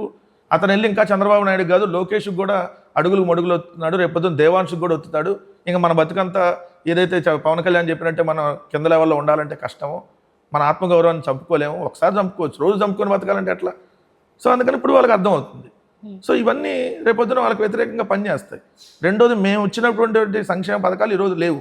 మీరన్న కాపు నేస్తం పోయింది, ఈబీసీ నేస్తం లేదు, చేనేతలకు ₹1 డబ్బులు ఇవ్వలేదు, ఈరోజు ఫీజు రియంబర్స్మెంట్ అందట్లేదు, ఆరోగ్యశ్రీ అడ్డకెక్కిపోయింది, ఉన్నాయి మొత్తం ప్రైవేట్ పరం చేసేస్తా ఉన్నారు. ఈరోజు రెట్టింపు కరెంట్ ఛార్జీలు పెంచారు, మేము ఉన్నప్పుడు పెంచిన దానికంటే డబల్ పెంచున్నాయి. సో ఈ ఫ్యాక్టర్లన్నీ కనపడతాయి కదా ప్రజలకి. ఇప్పుడు రోజు మనకి నెల శాలరీ పడేది ఒకేసారి ఆగిపోతే అది 5 సంవత్సరాలు ఇబ్బంది పడితే ఏముంటుంది? సో రేపొద్దున అదే జరిగింది. జగన్ గారు ఉన్నప్పుడు నెల ఒక క్యాలెండర్ పెట్టాడు, టక్కున ఆ నెలలో ఒక రోజు లేట్ అయినా అదే నెలలో ఆ పథకానికి సంబంధించిన డబ్బులు వచ్చాయి. సో ఫిక్స్డ్గా నెల అందేయి ఏదో పథకం కింద. ఇప్పుడు ఎక్కడుంది? ఇప్పుడు లేనటువంటి పరిస్థితి కదా. సో ఇవన్నీ రేపొద్దున ఈ కూటమి ప్రభుత్వానికి వ్యతిరేకంగా జగన్ గారి వైపు నడిపించేటటువంటి ఫ్యాక్టర్లు. ఉద్యోగస్తులు జగన్ గారు ఉన్నప్పుడే బెటర్ అనే దానికి ఇప్పుడు వచ్చారు కదా. సో ఎందుకు వాళ్ళకి ఒక డిఏ లేదు, ఐఆర్ ఇవ్వాల. మేము రాగానే ఐఆర్ ఇచ్చాం. జగన్ గారు చాలా బెటర్ అంటున్నారు, ఇద్దరు ఒకటే అంటున్నారు. జగన్ గారు ఉన్నప్పుడు నిజాయితీగా చెప్పాడు, అవి మేము చేయలేము ఎంతకంటే అని చెప్పాడు. సో సిపిఎస్ అని రద్దు చేసి గ్యారంటీ పెన్షన్ స్కీమ్ అని తీసుకొని వచ్చాడు. సో ఇప్పుడు ఇదే ప్రభుత్వం అదే కొనసాగిస్తుంది. మరి ఇప్పుడు మన దాకా వీళ్ళు మళ్ళీ రద్దు చేసి ఓల్డ్ పెన్షన్ స్కీమ్ తెస్తా ఉన్నారు. మళ్ళీ మనం మోసం చేసినట్టే కదా. ఉద్యోగస్తులు చూస్తే సచివాలయ ఉద్యోగస్తుల మీద విపరీతమైన ప్రెజర్ పెరిగిపోయింది. ఎందుకు? వాలంటీర్లు చేసే డ్యూటీ అంతా వీళ్ళ మీద పడింది. అంటే 2.5 లక్షల మంది ఎంప్లాయీలు చేసే డ్యూటీ వీళ్ళ మీద పడిపోయింది మొత్తం. సో వీళ్ళు ఆత్మహత్యలు చేసుకుంటున్నారు చాలా చోట్ల, ప్రెజర్ తట్టుకోలేక. ఎందుకు మీరు నెలకొల్పిన ఒక వ్యవస్థని మొత్తం కుప్పకూలిస్తే, అది కూడా 5,000 ఇచ్చిన చోట మేము 10,000 ఇస్తామని చెప్పి నమ్మించి అది మోసం చేసిన తర్వాత వాళ్ళ గురించి మీరు ఎంత స్టాండ్ తీసుకున్నారు? అసలు మేము అధికారంలో లేం కదా చేయటానికి. ఇప్పుడు దున్నపోత మీద వర్షం కురిసినట్టు చంద్రబాబు నాయుడు గారు కూటమి ప్రభుత్వం అంటే దున్నపోత మీద వర్షం కురిసినట్టు లెక్క సామెతే. ఏమి చెప్పినా ఏమి చేయరాళ్ళు. సో మనం ఎంత ప్రెజర్ తీసుకొని వచ్చి మీరు పెట్టాలన్నా ఏదైతే వాలంటీర్లు వాళ్ళు రిక్రూట్ చేయలేదు. సో ఇప్పుడు ఇంకొకటి, మీకు వాళ్ళు ఇస్తానన్నవి కూడా ఏం చేయట్లేదు కదా పథకాలు కూడా. మేమైతే ప్రతిపక్షంగా మేమేం చేయగలుగుతాం? ప్రజల తరపున క్వశ్చన్ చేయగలుగుతాం. సో రోజు క్వశ్చన్ చేయగలుగుతాం. అంతకుమించి గుర్రాన్ని దాని దగ్గర తీసుకెళ్ళి నీళ్ళు తాగిపెట్టలేం కదా. సో అక్కడ దాకా తీసుకెళ్ళగలుగుతాం. సో చేయాల్సింది ఎవరు? ప్రభుత్వం కదా. సో ప్రభుత్వం చేయదనేది ప్రజలకు ఇప్పుడు అర్థమవుతుంది. సో వెయిట్ చేయాల్సిందే. మళ్ళీ మేము వచ్చిందాక సో ఇవన్నీ అందాలంటే మళ్ళీ జగన్ గారు రావాలి, మళ్ళీ జగనే రావాలి, మళ్ళీ జగనే కావాలని ఈరోజు ప్రజలు అనుకుంటున్నారు. సో అది టైం వచ్చినప్పుడు ఎలక్షన్లో చూపిస్తారు. ఇప్పుడు చాలా వరకు వాళ్ళ ఫెయిల్యూర్స్ని మీ అచీవ్మెంట్స్గా అనుకుంటున్నారు. అదే కారణమా మీరు నెక్స్ట్ గెలవాలంటే? వాళ్ళ ఫెయిల్యూర్స్ని మా అచీవ్మెంట్స్ అనే దానికంటే వాళ్ళ ఫెయిల్యూర్స్తో పాటు మేము చేసినటువంటి మంచి రోజు లేదు. ఒకటి మేము చేసినటువంటి మంచి కూడా మీరు ఇంకేదైనా చేసి ఉండాలి కదా. ఇప్పుడు మేము ప్రజల పక్షాన్ని, ఇప్పుడు మీకు ఉంది సపోజ్ మెడికల్ కాలేజీలు, 17 మెడికల్ కాలేజీలని జగన్మోహన్ రెడ్డి గారు ఒకేసారి దాన్ని తీసుకొని వచ్చి 7 మెడికల్ కాలేజీలు ఆల్రెడీ అడ్మిషన్లు కూడా అయిపోయిన తర్వాత వీళ్ళు ఇప్పుడు కాలేజీలను ప్రైవేట్ పరం చేద్దాం అనుకుంటున్నారు. ఆ టైంలో మరి వైఎస్ఆర్ కాంగ్రెస్ పార్టీ కదా బలంగా నిలబడి మీరు ప్రైవేటీకరణ అవ్వడానికి వీలు లేదని చెప్పి ఏదైతే 1 కోటి మందితో సంతకాల సేకరణ చేయబట్టే కదా ఈరోజు అది ఆగిపోయింది. జగన్ గారు ఇచ్చినటువంటి ఇంకో స్టేట్మెంట్, ఎవరన్నా వస్తే మేము వాళ్ళని జైల్లో పెడతామని చెప్పారు. సో అందుకని ఒక్కళ్ళు కూడా ఈరోజు టెండర్ వేయడానికి రాలేదు కదా. సో ఇవన్నీ మేము సక్సెస్ కింద చూడాలి కదా. ఈ 21 నెలల కాలంలో ఈ ప్రభుత్వం మీద మేము సాధించినటువంటి విజయాలు, ప్రజల తరపున మేము నిలబడి సాధించినటువంటి విజయాలుగానే సాధించాలి కదా. మేము క్వశ్చన్ చేయకపోతే ఈ ఒక్క పథకం కూడా ఇచ్చేవాళ్ళు కాదు. మేము క్వశ్చన్ చేయబట్టే కనీసం 2వ ఏడాది అమ్మఒడి, అమ్మఒడికి పేరు మార్చే తల్లికి వందనం కనీసం కొంతమంది కన్నా వేశారు. సో మేము క్వశ్చన్ చేయకపోతే మీరు అన్నట్టు ఉచిత బస్సు ఇంకా ఈ సంవత్సరం కూడా ఇచ్చేవాళ్ళు కాదు. 2024 అధికారంలోకి వచ్చిన డే 1 నుంచి మేము వాళ్ళని క్వశ్చన్ చేయబట్టే కనీసం తర్వాత కొంతన్న ప్రజలకు అందగలుగుతుంది. సో ఇవన్నీ మనం సాధించినటువంటి అచీవ్మెంట్స్గానే భావించాలి కదా. ఒకటి వాళ్ళు సూపర్ 6 చేయకుండానే చేశామని చెప్పుకుంటున్నారు, దాన్ని చెయ్యలేదు అని మీరు ఎక్కడ గట్టిగా చెప్తున్నారు? ఎందుకంటే జగన్ గారు ప్రతి ప్రెస్ కాన్ఫరెన్స్లో మీకు చెప్తానే ఉన్నారు. సో మేము చెప్పటం ఒకటి, ప్రజలకు కూడా చేయలేదనేది వాస్తవం అర్థమైపోతుంది కదా. ఇప్పుడు నెల ఆడబిడ్డకు 1500 ఇస్తా అన్నారు. సో ఇప్పుడు 21 నెలల కాలంలో ఒక్క ఆడబిడ్డకు కూడా ఎవరింటికి 1500 వెళ్ళలేదనేది ప్రతి ఆడబిడ్డకి తెలుసు. 2 నిరుద్యోగ వృత్తి 3000 ఇస్తా అన్నారు. ఏ ఒక్క నిరుద్యోగికి నెలకు 3000 ఏ ఒక్క నెల పడలేదనేది తెలుసు. ఇంకో షణ్ముఖ వ్యూహంలో భాగంగా 500 మందికి ఒక్కొక్క నియోజకవర్గంలో సంవత్సరానికి 10 లక్షలు ఇస్తామన్నాడు. ఎక్కడ ఏ నియోజకవర్గంలో ఇవ్వలేదు. ఇవన్నీ అక్కడ ప్రజలకు తెలుసు, ఇవ్వట్లేదు అనేది 2 మేము కూడా అడ్రస్ చేసి చెప్తా ఉన్నాం కదా. మరి నిరుద్యోగ వృత్తి ఇవ్వలేదు, ఓకే, అది తెలిసిందే. ఎన్నో లక్షల ఉద్యోగాలు ఇచ్చామంటున్నారు, అవి ఎక్కడిచ్చారు ఏంటనేది మీరు ఏమన్నా తీస్తున్నారా దానికి సంబంధించి డేటా? ఇస్తే డేటా ఉంటుంది, ఇవ్వకపోతే ఏముంటుంది డేటా. సో వాళ్ళు ఉద్యోగాలు ఇవ్వలేదనేది వాస్తవం. వాళ్ళు ఇచ్చిన ఉద్యోగాలు ఏంటి? డిఎస్సి ఉద్యోగాలు 16,000, దాంట్లో కూడా 6,100 జగన్ గారు ఇచ్చిన నోటిఫికేషన్. ఇది తప్ప వాళ్ళు ఇంకా సింగిల్ ఉద్యోగం ఎక్కడ ఇచ్చారు? కానిస్టేబుల్ ఉద్యోగాలు కూడా జగన్ గారు ఉన్నప్పుడు జరిగినటువంటి ప్రిలిమ్స్ ఎగ్జామ్ జగన్ గారు ఉన్నప్పుడు జరిగింది. ఆ మెయిన్స్ దానికి కోర్టులో కేసు వేయటం వల్ల ఏదైతే అవతల లేట్ అయ్యింది. సో అవన్నీ జగన్ గారు ఇచ్చినటువంటి. వీళ్ళు కొత్తగా ఎక్కడ ఇచ్చారు? ఏదో ఆంధ్రజ్యోతి పేపర్లోని ఈనాడు పేపర్లో రాసుకుంటే ఉద్యోగాలు ఇచ్చినట్టు కాదు కదా. ఉద్యోగాలు ఇస్తే నిరుద్యోగ రేట్లు ఆంధ్రప్రదేశ్ టాప్లో ఎందుకు ఉంటుంది? మొన్న డిసెంబర్ 15వ తారీఖు రాజ్యసభలో చెప్పారు కదా, దేశంలోనే అత్యధిక నిరుద్యోగత ఉన్నటువంటి రాష్ట్రం ఆంధ్రప్రదేశ్ 8.2%తో అని. మరి ఉద్యోగాలు ఇస్తే నిరుద్యోగ రేటు ఎందుకు పెరిగిద్ది? సో వాళ్ళు ఇవ్వలేదనేది తెలుసు. వాళ్ళు రోజు చెప్పుకుంటారు. ఇప్పుడు అబద్ధాలు చెప్పడానికి చంద్రబాబు నాయుడు గారు రోజు నేను ఇచ్చేసాను, సూపర్ 6 సూపర్ హిట్ అయిందని అంటే హిట్ అయిందా లేదంటే అటర్ ఫ్లాప్ అయిందా అనేది ప్రజలకి వాస్తవంలో కనపడుతుంది కదా. అదే ఇంటింటికి వెళ్ళి చెప్పంటున్నాడు ఆయన. ఇంటింటికి వెళ్తాను, మరి ఎమ్మెల్యేలు కానీ అధికారులు కానీ ఎందుకు వెళ్ళలేకపోతున్నారు? చంద్రబాబు నాయుడు గారు ఏమంటారు? ఇంటింటికి వెళ్ళి మనం చెప్పుకోవాలంటాడు. మరి ఎందుకు ఒక్కరోజు కూడా ఇంటింటికి వెళ్ళి చెప్పుకోలేకపోతున్నారు? వాళ్ళు అడుగుతారు కదా, ఏమైందా మా 1500 నెలకి ఎప్పుడు ఇస్తామని. అంతెందుకు పెన్షన్ల స్కీమే తీసుకుందాం. పెన్షన్లు కూడా వాళ్ళు ఇస్తానన్న హామీ ఏంటి? 50 సంవత్సరాలు దాటినటువంటి ఎస్సీ ఎస్టీ బీసీ మైనార్టీ కూడా నెలకు 4,000 ఇస్తాం అధికారంలో రాగానే అన్నారు. మరి వాళ్ళకి ఇప్పుడు వరకు ఒక్కటి ఇవ్వలేదు కదా. ఉన్నటువంటి పెన్షన్ల సంఖ్య తగ్గించారు. అంటే ఆల్మోస్ట్ మీకు దివ్యాంగుల పెన్షన్లు 1 లక్ష కట్ చేశారు. ఓవరాల్గా మిగిలిన కలిపి ఒక 4 లక్షల పెన్షన్లు తగ్గిపోయినాయి.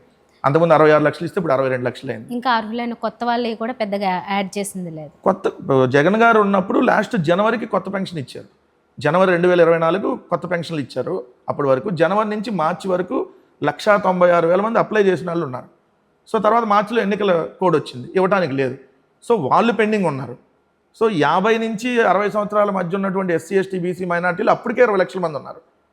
సో వాళ్ళకి పెండింగ్ ఉంది. అప్పుడు 49 సంవత్సరాల వాళ్ళు ఇప్పుడు 50 సంవత్సరాలు దాటి ఉంటారు. అప్పుడు 59 సంవత్సరాల వాళ్ళు ఇప్పుడు 60 సంవత్సరాలు దాటి ఉంటారు. వాళ్ళు యాడ్ అయి ఉంటారు. అంటే దాదాపుగా ఒక 30 లక్షల మందికి ఇంకా పెన్షన్ల కోసం వెయిట్ చేస్తున్నారు రాష్ట్రంలో. మరి ఇంకా ఎక్కడ వీళ్ళు చెప్పిన స్కీములు ఇంప్లిమెంట్ అయినాయి? సో మనం ఇచ్చినటువంటి హామీలు ఏదో 1, 2 తూతూ మంత్రంగా 4 10 మందికో ఇచ్చేసి అయిపోయింది మమ్మ అంటే మిగిలిన ప్రజలకి తెలిసిద్ది కదా ఇవ్వటం లేదనేది. అంతెందుకు మీరు అన్న తల్లికి వందనం, వాళ్ళు ఎంతమంది పిల్లలు ఉంటే అంతమందికి సంవత్సరానికి 15,000 ఇస్తామన్నారు. 2024 సంవత్సరంలో ఒక్కళ్ళకు కూడా 15,000 కాదు కదా, ఒక్క రూపాయి కూడా ఇవ్వాల. 2025 సంవత్సరంలో 87 లక్షల మంది ఉంటే 67 లక్షల మందికే ఇస్తామని అనౌన్స్ చేశారు. అది కూడా 15,000 ప్లేస్లో 13,000 అన్నారు. దాంట్లో కూడా కొంతమందికి 5,000, 7,000, 8,000 పడ్డాయి అనేది సాక్షాత్తు వాళ్ళే అసెంబ్లీలో శాసనమండలిలో చెప్పింది. నిన్న కలెక్టర్ మీటింగ్లో చెప్పారు 9 లక్షల మందికి 9 నెలలుగా ఒక్క రూపాయి కూడా అందలేదంట 67 లక్షల్లో. అంటే 67 లక్షలు ఇంకో 9 లక్షల మంది కోత పెట్టారు. సో మరి ఇవన్నీ ప్రజలకు తెలుస్తాయి కదా, ఎవరికి రాలేదు వాళ్ళందరూ రేపొద్దున వ్యతిరేకంగానే ఉంటారు కదా వాళ్ళకి. ఇప్పుడు లోకేష్ గారు ఆయన ఒక శాఖకి 2 శాఖలకి మంత్రి అయినా కూడా రెడ్ బుక్ రాజ్యాంగంతో చాలామంది మీద కార్యకర్తలని లేకపోతే సోషల్ మీడియా వాళ్ళని అరెస్ట్లో ఇవన్నీ జరుగుతున్నాయి కదా. ఒకవేళ ఆయన సీఎం అయితే అప్పుడు పరిస్థితి ఏముంటుంది అనుకుంటున్నారు? ఇంకా అరాచకంగా ఉంటుంది. అంటే ఏముంది, ఇప్పుడే అరాచకంగా ఉంది. ఇప్పుడు కూడా ఆయన సీఎం కింద లెక్కే. సకల శాఖలకు విధ్వంస మంత్రి అతనే. ఈరోజు చంద్రబాబు నాయుడు గారు ఫ్యాంటు సొక్క వేసుకొని ముఖ్యమంత్రిగా పైకున్నాడు. తన తెరానకాలంతా నడిపిస్తుంది ఎవరు? నారా లోకేష్. సో నారా లోకేష్ ఇప్పుడు అఫీషియల్గా ముఖ్యమంత్రి కాకపోతేనే ఇంత అరాచకం జరుగుతూ ఉంది. నడి రోడ్డు మీద నరికి చంపేస్తూ ఉన్నారు. రేపు పొద్దున ఇళ్లలో కూడా పోయి ఏదైతే నరికి చంపేసి వస్తారు. అంతకంటే ఏముంటుంది? అంటే ఇలా సో ఇంకా ప్రాణహాని, ఇంకా లేదంటే ఆస్తి నష్టాలు, ఇంకా దరిద్రంగా ఉంటుంది పరిపాలన. చెప్పడం అనేది బాధని వెళ్ళగక్కడంలా ఉంది, కానీ దాన్ని ఎదుర్కోవడంలో ఉన్న ప్లాన్ ఏంటని? ఎదుర్కోవడం అంటే న్యాయపరంగా వెళ్ళాలి, ప్రజల మద్దతు కూడా కట్టుకొని ఖచ్చితంగా పబ్లిక్ ఇష్యూస్ మీద లేదంటే వీళ్ళు చేస్తున్నటువంటి దమనకాండ మీద అడ్రస్ చేస్తూ వెళ్ళాలి. సో రాజకీయ పార్టీకి ఇదే చేయాల్సింది. దాని తట్టు గవర్నర్ గారికి, రాష్ట్రపతి గారికి వెళ్ళి రిప్రజెంటేషన్ ఇచ్చి ఇక్కడ జరుగుతున్నటువంటి దాన్ని ఫోకస్ చేయడం. అంతకుముందు ఢిల్లీ కూడా వెళ్ళి స్టార్టింగ్ చేసి వచ్చాము. ఏదైతే ఇక ఈ ప్రభుత్వం వచ్చిన తర్వాత ఫస్ట్ 1 monthలో జరిగినటువంటి అరాచకాలు వాటి మీద. సో ఖచ్చితంగా పబ్లిక్కి ఇబ్బంది కలుగుతున్నప్పుడు ప్రతిపక్షంగా వాయిస్ రైజ్ చేసేది ఈరోజు only YSR Congress party. So దాంట్లో మేము ముందే ఉన్నాం. సో బలంగానే అగ్రెసివ్గానే ప్రభుత్వం మీద వెళ్తున్నాం అనేది వాస్తవం, వాళ్ళు చేసేటటువంటి తప్పుల మీద. అధికారంలో రాకముందు ఎక్కువ శాతము దగ్గరలో కూడా మీరు ఎక్కువ పవన్ కళ్యాణ్ని విమర్శించడం, ఆయనే టార్గెట్గా మాట్లాడడము అదంతా కనిపించింది. ఇప్పుడు జగన్ గారు అసలు పవన్ కళ్యాణ్ గారి పేరు తీయట్లేదు ఎందుకు? ఇప్పుడు అంతా ఒకటే ఉన్నారు కదా పొత్తులో. అంతకుముందు అంటే వాళ్ళు ఇండైరెక్ట్ పొత్తులో ఉన్నారు, ఇప్పుడు డైరెక్ట్ పొత్తులోనే ఉన్నారు కదా. చంద్రబాబు తప్పు చేసినా పవన్ కళ్యాణ్ చేసినట్టే, పవన్ కళ్యాణ్ చేసినా చంద్రబాబు చేసినట్టే. ఈ కూటమి ప్రభుత్వం డైరెక్ట్గా చేసినట్టు లెక్క కదా. ఒకళ్ళు తప్పు చేస్తే అది ఒకరికొకరికి సంబంధం లేదు, మీరు ఒకరి మీద విమర్శ చేస్తున్నారంటే ఎంటైర్ మేము కూటమి మీద మేము మాట్లాడుతున్నాం. ఇదంతా కూటమి ప్రభుత్వం వైఫల్యాలే. సో ఒక పవన్ కళ్యాణ్కి సంబంధం లేదంటే కుదరదు, లేదంటే చంద్రబాబు నాయుడు ఇది ఆయనకు సంబంధించింది ఇది నాకు సంబంధం లేదని పవన్ కళ్యాణ్ చెప్పినా కుదరదు కదా. కానీ అప్పుడు కూడా అసలు మెయిన్ టార్గెట్ చేయాల్సింది చంద్రబాబు నాయుడు గారు అయితే మీరు ఎక్కువ ఫోకస్ చేసింది మాత్రం పవన్ కళ్యాణ్ గారు. ఆయన అన్న మాటలను బట్టి మేము రియాక్ట్ అయ్యాం. ఇప్పుడు చెప్పులు చూపించింది అతనే, ఇప్పటం వెళ్ళే ముందు హడావిడి చేసి కారు మీద ఎక్కి డ్యాన్స్ చేసింది ఆయనే. ఆయన మాట్లాడే దాన్ని బట్టి మనం రియాక్ట్ అవుతాం దాంట్లో. కానీ ఎక్కువ ఆయన్ని రెచ్చగొట్టి లేకపోతే ఆయన్ని ఎక్కువ టార్గెట్ చేసి కాపు సామాజిక వర్గాన్ని మీ నుంచి పూర్తిగా దూరం చేసుకున్నారు కదా. సో మేము రెచ్చగొట్టలా. ఇక్కడ ఏం జరుగుతుంది, సినిమా టికెట్ల రేట్లు అది ఒక పవన్ కళ్యాణ్ గురించి తీసుకున్న డెసిషన్ కాదు కదా, ఎంటైర్ అందరికి సంబంధించి తీసుకున్న డెసిషన్. కానీ ఆయన కోసమే తీసుకున్నారని ఆయన ఫోకస్ చేసుకొని కాపు సామాజిక వర్గాన్ని రెచ్చగొట్టాడు ఆయన. రెండు, మీకు అసలు కులం అనే భావన లేదా, మీకు ఎటు మత భావన లేకపోయింది, కనీసం మన కులవాళ్ళన్నా మీరు ఆదరించరా, ఈ టైప్ ఆఫ్ ఆయన ఓట్ల కోసం చంద్రబాబు నాయుడు గారి దగ్గర గంపగుత్తుగా ఓట్లను తీసుకెళ్లేటటువంటి ప్రక్రియలో ఆయన మాట్లాడినటువంటి మాటలు, ఆయన మరి ఆ విధంగా మాట్లాడుతున్నప్పుడు మేము కూడా మాట్లాడతాం కదా. ఇప్పుడు అవతల క్వశ్చన్ చేస్తున్నప్పుడు మనం దానికి ఆన్సర్ చేయాలి కదా.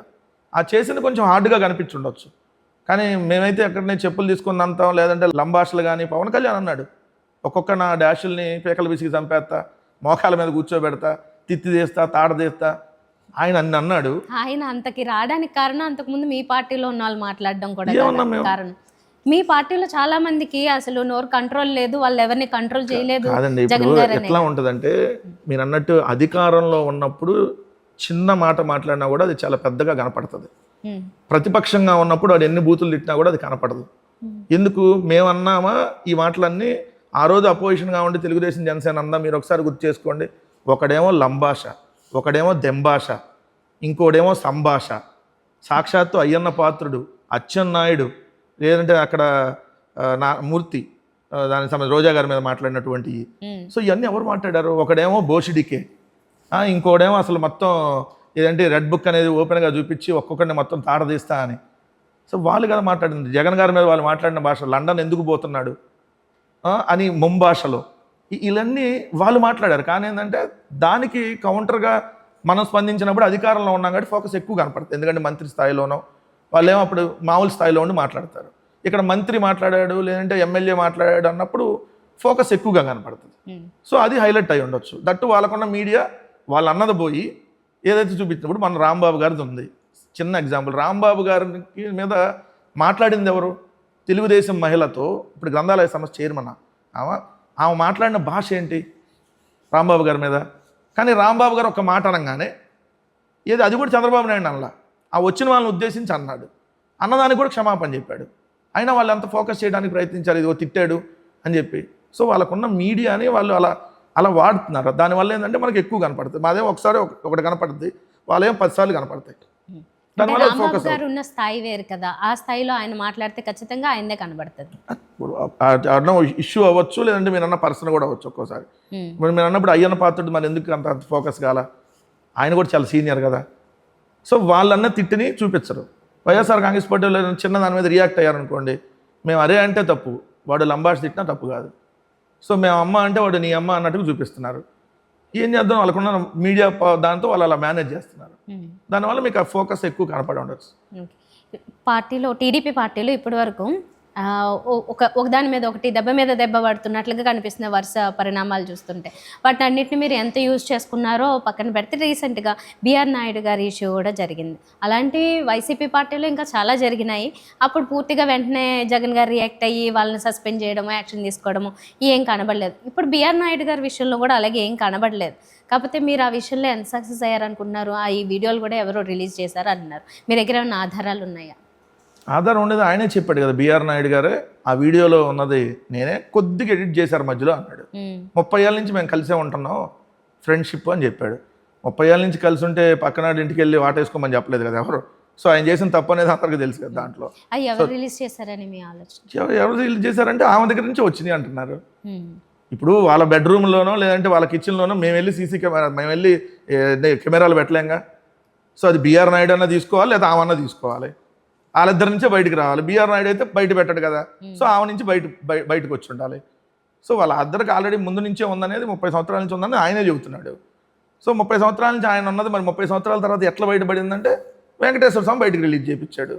అది మీతోనో నాతోనో ఇంకోళ్ళతో ఎవరితో రిలీజ్ చేయించుండొచ్చు. అది వెంకటేశ్వర స్వామి మహత్యం. మనం ఏం చేస్తాం? ఇప్పుడు వీళ్ళు వెంకటేశ్వర స్వామి దగ్గర పాపాలు చేస్తా కూర్చుంటే మరి వీళ్ళు చేస్తున్న పాపాలు ఒక్కోటి ఆయన బయట పెట్టాలిగా.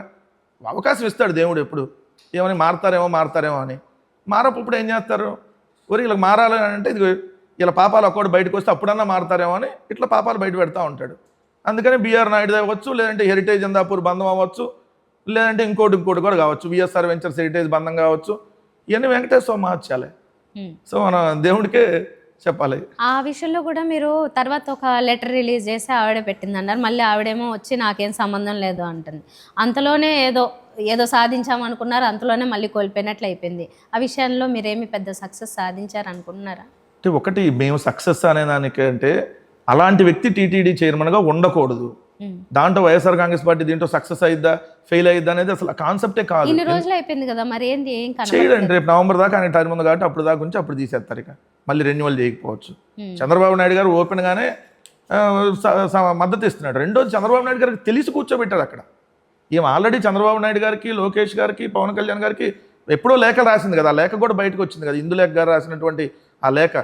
ఇట్లాంటి వాటికి టీటీడీ చైర్మన్ వద్దు అని ఎప్పుడో రాసింది తెలుసు. వీళ్ళ సంబంధం వాళ్ళకి తెలిసే ఇలాంటి వాడిని కూర్చోబెట్టారు అక్కడ. సో దానికి తగిన ప్రాయశ్చిత్తం చంద్రబాబు నాయుడు గారు కూడా అనుభవిస్తారు కదా రేపొద్దున. ఒకటి ఆయన చెప్పకూడని మాటలు, అనకూడని మాటలు దేవుడి మీద ఆల్రెడీ అనేస్తున్నాడు చంద్రబాబు నాయుడు గారు. జంతు కొవ్వు అని, గొడ్డు కొవ్వు అని, బాత్రూమ్లో యాసిడ్ అని ఇష్టం ఉన్నట్టు బాగేశాడు, నోటికి ఏది వస్తే అది. సో దాన్ని ఇంకా కంటిన్యూ చేస్తున్నాడు. సో అందుకని రేపొద్దున ఈ ప్రభుత్వానికి తగిన మూల్యం ఈ ప్రభుత్వం ఈ టర్మ్లో చేసుకుంటుంది. దానికోసం వెయిటింగ్ ప్రజలు కూడా జరిగింది ఖచ్చితంగా. దేవుడు అయితే వదిలిపెట్టడం. ఇంతవరకు అయితే క్లియర్. ఓకే. పార్టీ ఓడిపోయిన తర్వాత జగన్ గారిలో ఏమైనా చేంజ్ వచ్చిందా? జగన్ గారు కార్యకర్తలు మనకు దూరం అయ్యారనే అంశం ఆయన ఖచ్చితంగా నోటెడ్ ఉంది. కార్యకర్తలకు మనం ఏం చేయలేకపోయాం అనేది కూడా నోటెడ్ ఉంది. సో ఎందుకంటే ఓపెన్గా నాయకుడు చెప్పలేడు బయటికి. కొన్ని అంశాలు డిస్కస్ చేసేటప్పుడు మాకు అది తెలిసిపోతుంది కదా, ఆయన మాట్లాడే విధానం కానీ, సో ఫేస్లో ఆయన రియాక్షన్ కానీ, కార్యకర్తలు వచ్చి జరుగుతున్నటువంటి కష్టాలు చెప్పినప్పుడు సో నేను చేయలేకపోయాను కార్యకర్తలకి. ఆయన ఏమనుకున్నాడంటే సో మనం ప్రభుత్వంగా అందరికీ మంచి చేయాలి, ఒక్క కార్యకర్తలకే కాదు అనే కోణంలో వెళ్ళారు. ఒరిజినల్గా గవర్నమెంట్ అలానే చేయాలి, అలానే గవర్నమెంట్గా ముఖ్యమంత్రిగా ఆయన పనిచేశాడు. మధ్యలో కొంత కోవిడ్ రావటము, కింద నాయకులకి కార్యకర్తలకి గ్యాప్ రావటం.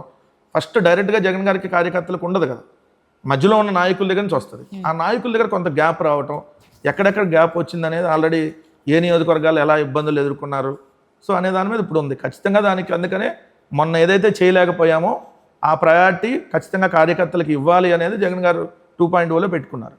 అందుకనే రేపు పొద్దున అధికారంలోకి వచ్చినాక ఫస్ట్ ప్రయారిటీ వైఎస్ఆర్సీపీ కార్యకర్త.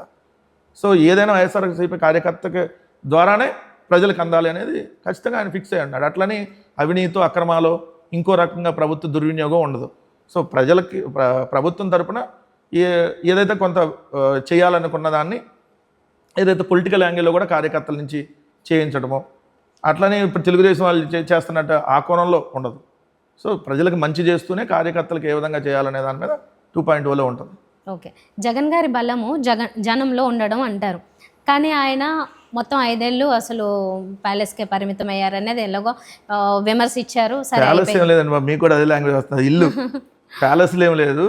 ఎందుకంటే మరి చంద్రబాబు నాయుడు గారి ఇల్లు ఏమైనా ప్యాలెస్ లాగా ఉంటాయో మేమైతే వెళ్ళలేదు, కానీ జగన్ గారి ఇల్లు వెళ్తున్నాం కదా, అందరి ఇళ్ళలానే ఉంటాయి. సో అవి ఆఫీసులు అందరి ఇళ్ళలానే ఉంటాయి, అందరు కనపడేదే కదా.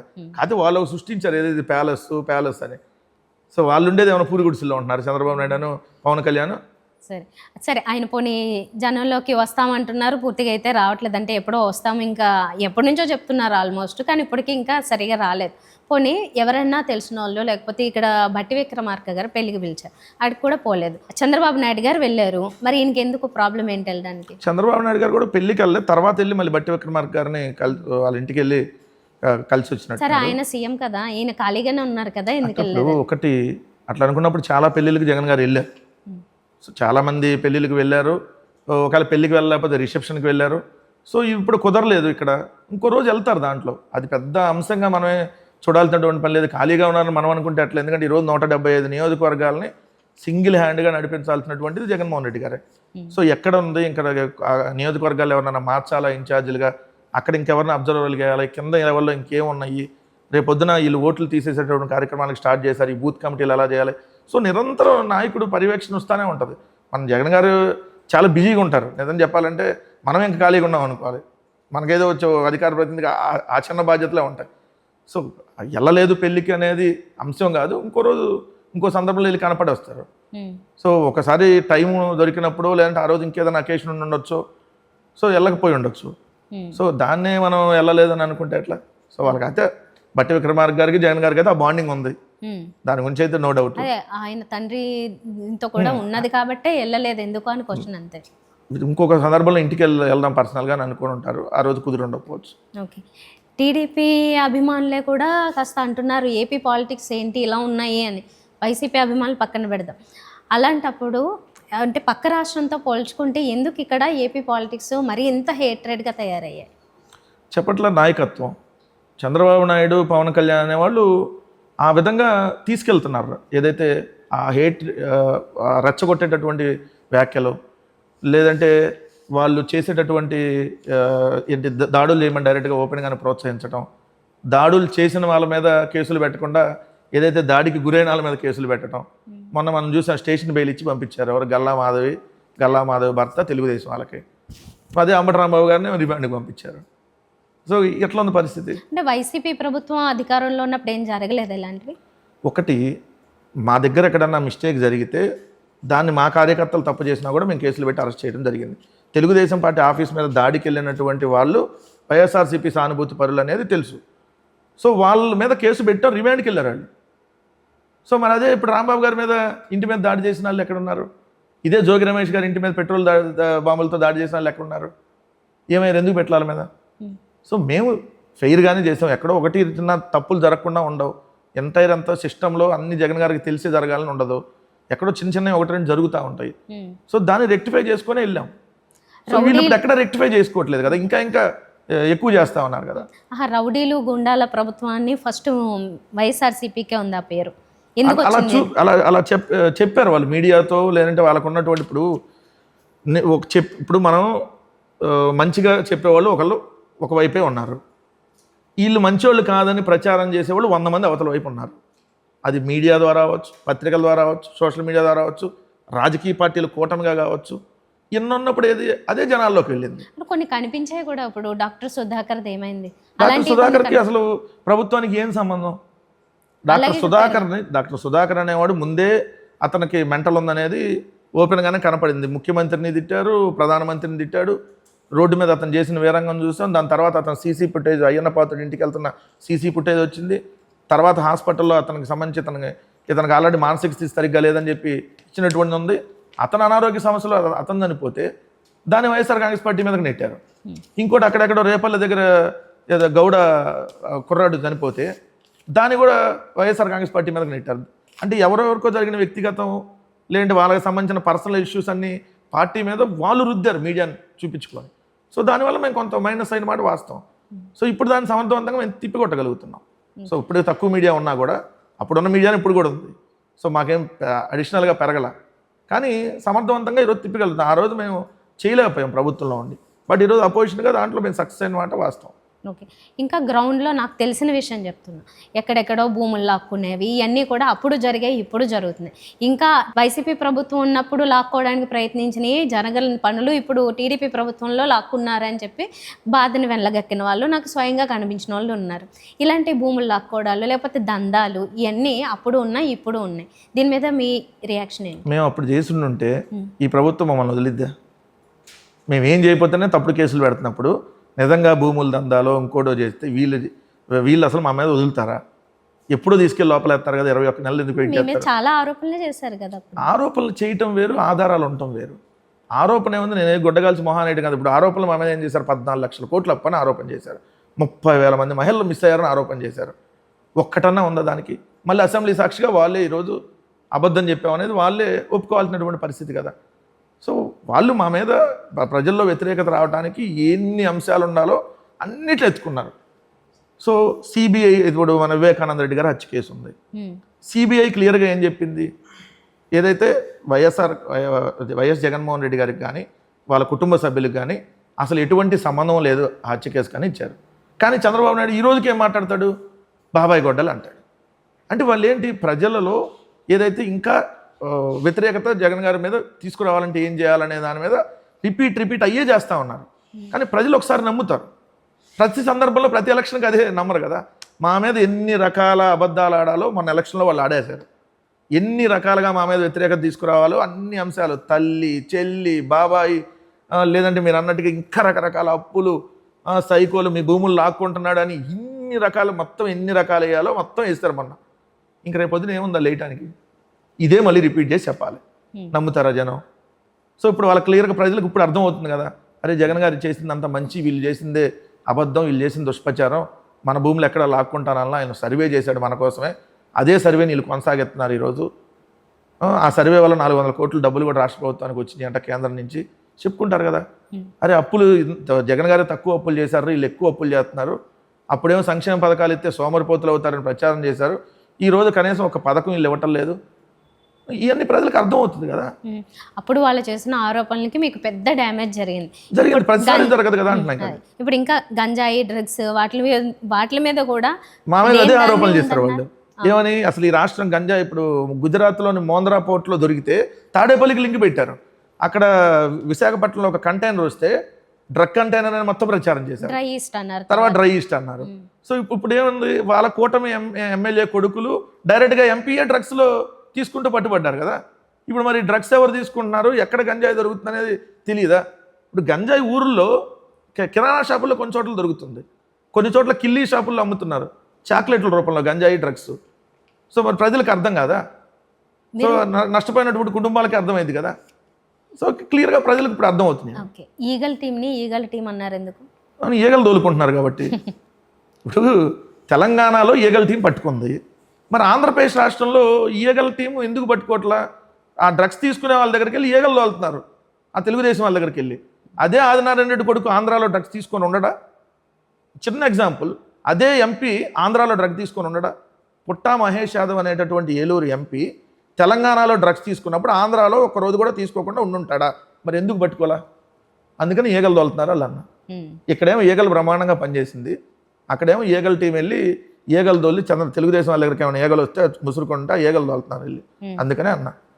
సో 100 రోజులు నిర్మూలిస్తానన్నాళ్ళు విచ్చలవిడిగా దొరుకుతుంటే ఏం చేస్తున్నారు? ఎక్కడ నిర్మూలించారు? చాక్లెట్ల రూపంలో అమ్ముతున్నారని నేను అంటలా, తెలుగుదేశం పత్రిక ఆంధ్రజ్యోతిలో రాశారు. ఆంధ్రజ్యోతిలో ఒకరోజు బ్యానర్ ఐటంలో విచ్చలవిడిగా గంజాయి దొరుకుతూ ఉంది, చాక్లెట్ల రూపంలో అమ్ముతున్నారు, స్కూల్ పిల్లలు, కాలేజీ పిల్లలు దానికి ఎడిక్ట్ అవుతున్నారని వాళ్ళ పత్రికే రాసింది. మరి ఇంకా దాని మీద ఎక్కడ యాక్షన్ తీసుకున్నారు? ఇప్పుడు వైసీపీ వాళ్ళకి ఏం జరుగుతుందో తెలుసు కదా, మరి ఆరోపణలే చాలా మీకు, వాటిని అరికట్టడం అవసరం లేదా? ఇప్పుడు అరికట్టడానికి మనం దాన్ని బాధ్యతగా దొరుకుతున్నప్పుడు ఇప్పుడు కొన్ని చోట్ల బెల్ట్ షాపులు అమ్ముతున్నారు, వెళ్ళి ఓపెన్గానే చూపించాం కదా. చూపించిన ప్రభుత్వం ఏం చర్యలు తీసుకుంటుంది? ఇంకొద్దిగా ఎక్కువ చోట్ల పెడుతుంది. ఇప్పుడు మీరు తిరుపతిలో తిరుమల పైన కొండ, తిరుపతి కింద 24 గంటల మద్యం దొరుకుతుంది. మరి టెంపుల్ సిటీలో ఎందుకు దొరుకుతుందని క్వశ్చన్ చేస్తే ఉల్టా మళ్ళీ మా మీద కేసులు పెడుతున్నారు, ఇంకా దాన్ని విచ్చలవిడిగా అమ్ముకోండి అని చెప్పి పర్మిషన్ ఇస్తున్నారు. అంటే భర్తీకి ఇచ్చేశారు అట్లా ప్రభుత్వం. సో దానికి పులి స్టాప్ ఒక రోజు పడుతుంది కదా, ఆ బరి తెగించి ఎంత దూరం వెళ్తుంది. ఇప్పుడు శిశుపాలుడి పాపాలు పండినట్టు అది ఉంటుంది కదా, ఇలా పాపం పండే రోజు దగ్గరలో ఉంది, అందుకనే ఒక్కొక్కటి పండుకుంటా వస్తుంది, ఫైనల్గా ఒక రోజు పండిద్ది. ఇంకా ఆ రోజు వీళ్ళు రాజకీయ జీవితంలో కూడా ఉండలేదు. ఆ విధమైనటువంటి తీర్పు భవిష్యత్తులో వస్తుంది, దానికోసం వెయిట్ చేయాలి. భవిష్యత్తు 3 ఏళ్ళు అనుకుంటున్నారా, 8 ఏళ్ళు, 5 ఏళ్ళు ఈ ప్రభుత్వం ఉండేటట్టు మీకు కనపడుతుందా చూస్తే? ఎందుకంటే రోజు తప్పుల మీద తప్పులు బరి తెగించేసి మేము ఇష్టం ఉన్నట్టు చేస్తాం, నా ఇష్టం, నేను 99 పైసలకి ఎవరికైనా ఇచ్చుకుంటా, ఎకరం కాదు మొత్తం ఎత్తా, మీరెవడు అడగటానికి అంటున్నాడు ఒక ఆయనే షాడో ముఖ్యమంత్రి. ఇంకో ఏమంటున్నాడు, బరి తెగించి నేను 30 ఏళ్ళ నుంచి అక్రమ సంబంధంలో ఉన్నా, నువ్వెవడ తప్పేంటి తింటావు అంటున్నాడు. ఏది తప్పేంటి? పక్కనాడు భార్యను వాటేసుకుని తప్పేందంటే ఇట్లాంటి వాళ్ళని ఏం చేయాలి? ఇంకోటేమంటున్నాడు, నేను డ్రగ్స్ తీసుకున్నా తప్పేంటి, దీంతో తప్పే ఉంది అంటున్నారు. ఇంత బరి తెగిస్తే మనం ఏం చేయగలుగుతాం? ఇంకా 5 ఏళ్ళు లేకుండా మధ్యలో ఎట్లా వెళ్తుంది, ఏమవుతుందని మీ ఆలోచన? ఏమో, దేవుడు అనుకుంటే ఏదైనా అవుతుంది కదా. వాళ్ళేమో ఇంకో 15 ఏళ్ళు కూటమంటున్నారు, రానున్న 15 ఏళ్ళు వాళ్ళు 15 ఏళ్ళు జనసేన వాళ్ళు కుక్కలను కొట్టినట్టు కొట్టించుకుంటారంటే కొట్టించుకోమనండి, మాకెందుకు నొప్పి, వాళ్ళకి లేని నొప్పి మాకెందుకు ఉంటుంది. పవన్ కళ్యాణ్ని వాళ్ళు అవమానపరిచినా కాలు పట్టుకుని ఉంటా, డబ్బులు ఇస్తే చాలు అనుకుంటే ఉండమానండి. సంవత్సరం దాటిందా నాగబాబు గారికి ఎమ్మెల్సీ ఇచ్చి మంత్రి పదవి ఇస్తామని పేపర్ స్టేట్మెంట్ అదే అండి, తెలుగుదేశం లెటర్ హెడ్ మీద ఇచ్చారు, మరి ఎందుకు ఇవ్వాలా? సో ఇవన్నీ మనం మాట్లాడితే పవన్ కళ్యాణ్ గారిని ఎక్కడో మీరు బాగా ఈగో హర్ట్ చేశారు. ఎందుకంటే ఆయన అధికారం కోల్పోయినా పర్లేదు, నాకు రాకపోయినా పర్లేదు, మా కార్యకర్తలు ఏమైనా పర్వాలేదు, కానీ నేను వాళ్ళకే జెండా పట్టుకొని ఆయన బయట అనే మాట అది. అంతకంటే బతకలేడు, ఈగో కాదు. ఆ పవన్ కళ్యాణ్ బతకాలని అంటే, రాజకీయంగా బతకాలని అనుకుంటే, వేరే లాంగ్వేజ్లో కదా, రాజకీయంగా పవన్ కళ్యాణ్ బతకాలంటే చంద్రబాబు ఉండాలి, లేకపోతే జీవితంలో ఎమ్మెల్యే కాలేడు. అందుకనే వాళ్ళు మేము విడిపోం కలిసి ఉంటాం అంటున్నారు. జగన్ గారు ఏంది, మీరు ఎంత కలిసి ఉన్నా మాకు పర్లేదు, మీరు చావండి అంటున్నాడు. సో మేము మాత్రం మా వేలో మేము ఉంటామని మేము చెబుతున్నాం. ఆయన ఏంది 15 ఏళ్ళు కలిసి ఉంటాం అంటే ఇప్పుడే లోకేష్ ముఖ్యమంత్రి చేస్తారని చెప్పి ఓ పక్క ప్రచారం జరుగుతుంది కదా. అంటే నేను దానికి కూడా మద్దతు ఇస్తాను ఆయన ఒప్పుకున్నట్టే కదా. 4 రోజులు పోతే ఇంక 10 ఏళ్ళలో దేవాంశ్ కూడా వస్తాడుగా పెరిగి పెద్దయ్యి. సో ఆయనకు కూడా నేను మద్దతు ఇస్తానని చెప్పి పవన్ కళ్యాణ్ చెబుతున్నట్టే దానికి అర్థం కదా. సో మరి దానికి ఇంకేం చెప్పాలి, ఆయన ఉంటానంటే ఆయన రావమనండి. సో మేమైతే ఆయన గురించి పెద్ద పట్టించుకునేది లేదు. సో మేమందరం కూటమి అంటే వాళ్ళందరూ కలిసే ఉన్నారు కాబట్టి దాని మీద మేము మాట్లాడటం. సో ఆయన కలిసి ఉంటారంటే ఉండమనండి, విడిపోతా అంటే విడిపోమనండి. సో అది వాళ్ళ ఇష్టం, మేమైతే దాని గురించి పెద్ద పట్టించుకోం, మా పాలిటిక్స్ మేము. అంటే మీకు ఏదో ఇన్స్ట్రక్షన్స్ ఉన్నాయేమో ఆయన గురించి పెద్దగా మాట్లాడకండి, ఎందుకు మాట్లాడండి. పవన్ కళ్యాణ్ అతను మాట్లాడిన దాన్ని బట్టి మేము కూడా రియాక్ట్ అవుతాం. ఇప్పుడు నేను అనేక సందర్భాల్లో మాట్లాడేదే పవన్ కళ్యాణ్ గారి గురించి. పెళ్లి చేసుకున్నాక పిల్లల్ని కంటారా, పిల్లల్ని కన్నా పెళ్లి చేసుకుంటారా, నేనే క్వశ్చన్ అడిగా. సనాతన ధర్మం ఏం చెబుతుంది? పిల్లల కన్నా 5 ఏళ్ళ తర్వాత పెళ్లి చేసుకోమని చెప్పిందా? ఇంక మరి పవన్ కళ్యాణ్ మీరు మాట్లాడలేదంటే, సో మాకేం ఇన్స్ట్రక్షన్స్ లేవు. సో పవన్ కళ్యాణ్ అయినా ఒకటే మాకు, లోకేష్ అయినా ఒకటే, చంద్రబాబు అయినా ఒకటే, బీజేపీ అయినా ఒకటే. సో వాళ్ళందరూ కూటమిగా ఉన్నారు కాబట్టి ఎంటైర్ కూటమి మీద మాట్లాడుతున్నాం. Okay, right. మీ వీడియోలు ఈ మధ్య ఎక్కువ ఏదో మామిడి తోటల్లోంచి ఎక్కడి నుంచో చేస్తున్నారు, ఏంటి అంటే పాలిటిక్స్తో పాటుగా వ్యవసాయం చేస్తారు? లేదండి, వ్యవసాయం లేదు, ఏం లేదు, దారిలో ఎక్కడ ఉంటే అక్కడ చేసేస్తాను. సో జర్నీలో ఇప్పుడు సపోజ్ హైదరాబాద్లో నేను ఉండేది ఫ్యామిలీ, ఇక్కడ నుంచి నేను వారంలో 2-3 రోజులు తాడేపల్లి వెళ్ళి వస్తూ ఉంటాను. వెళ్ళి ఎవరిని కలుస్తారు? జగన్ గారు ఉంటే జగన్ గారిని కనపడతాం, లేదంటే ప్రెస్ మీటు, ఒక వారంలో ప్రెస్ మీట్ ఉంటుంది, ఒక్కొక్క వారం దానికి సంబంధించినటువంటి పార్టీ ప్రోగ్రామ్స్ కాన్స్టిట్యున్సీ అటు. సో వారంలో 2-3 రోజులు అట్టే ఉంటుంది. వెళ్ళేటప్పుడు ఏం చేయాలి, దారిలో ఎక్కడో వీడియోలు కొట్టాలి కదా. అందుకని అవన్నీ మా పొలాలు కాదు, మా తోటలు కాదు, నాకేం ఇక్కడ ఏం సెంటు పొలం లేదు, ఇక్కడ ఏదో ఊర్లో అయితే 4 ఎకరాలు ఉంది కానీ. సో ఇక్కడైతే ఏం లేదు. ఇది సోషల్ మీడియా, వైసీపీకి సోషల్ మీడియా ఇంకా ఎక్కువ పెరగాల్సిన అవసరం ఉందని మీకే తెలుసు. సో ఇంతకుముందు అంటే సజ్జల భార్గవ్ గారు చూసారు, మరి ఇప్పుడు ఎవరు చూస్తున్నారు, దాని పరిస్థితి ఏంటి, ముందు ఎలా ఉంటుంది? ఇప్పుడు సజ్జల భార్గవ్ గారు అయితే చూడల్లా, బట్ సోషల్ మీడియాని పైనుంచి అంతా ఏదైతే జగన్ గారి డైరెక్షన్లోనే కంప్లీట్గా నడుస్తుంది. ఒకళ్ళు ఇన్ఛార్జ్ అంటే ఏం లేదు, బట్ జగన్ గారి డైరెక్షన్లోనే మానిటరింగ్ జరుగుతుంది.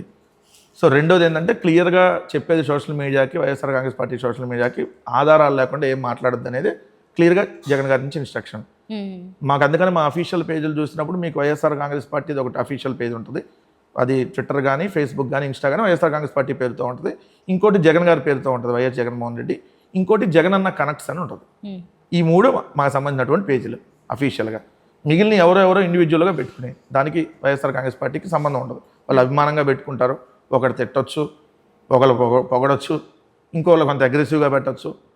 సో అటన్నిటిని మేము మానిటరింగ్ చేయడానికి ఉండదు, ఎందుకంటే ఇది కంట్రోల్ చేసేది కాదు కదా సోషల్ మీడియా అంటే. రైట్. ఎవరు ఇష్టం వచ్చిందో వాళ్ళు పెట్టుకుంటా ఉంటారు.